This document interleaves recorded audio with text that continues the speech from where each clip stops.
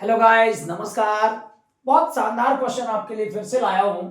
AIPMT 2015 में आया है कि the heat of combustion of carbon to CO2 is 393.5 kilo joule per mole. The heat release upon the formation of 35.2 gram of CO2 from carbon and oxygen gas is. पहले question समझिए। Question कहता है कि heat of combustion of carbon to CO2 is, carbon dioxide बन रहा है carbon से, ठीक है। तो कार्बन से कार्बन डाइऑक्साइड कैसे बनेगा? C+O2 बराबर CO2 डेल्टा H, क्या फॉर्मेशन इक्वल टू क्या हो जाएगा? माइनस 393.5 किलो जूल पर मोल।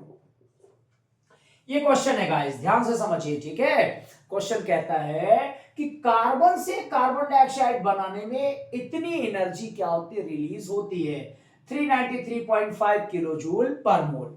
यानी कार्बन को जलाते हैं तो कार्बन डाइऑक्साइड बनता है और 393.5 किलो जूल पर मोल एनर्जी क्या होती है, रिलीज होती है। फिर आगे कहता है कि 35.2 ग्राम ऑफ कार्बन डाइऑक्साइड बनाने में कितनी एनर्जी क्या होगी, रिलीज होगी, ठीक है। तो सोचिए, बात समझिए कि जब अपन CO2 बनाते हैं, मतलब 1 मोल बनाते हैं, तो 1 मोल का मतलब 1 मोल CO2 इक्वल टू क्या? 44 ग्राम। समझ आया?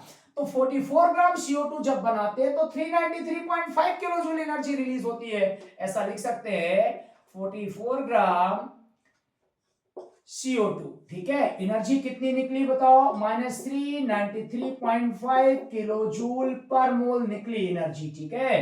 तो बताइए 44 ग्राम बनाया तो इतनी एनर्जी निकली। तो 1 ग्राम CO2 अगर बनाए, 1 ग्राम CO2 अगर बनाए तो कितनी निकलेगी? -393.5, ठीक है, अपॉन 44।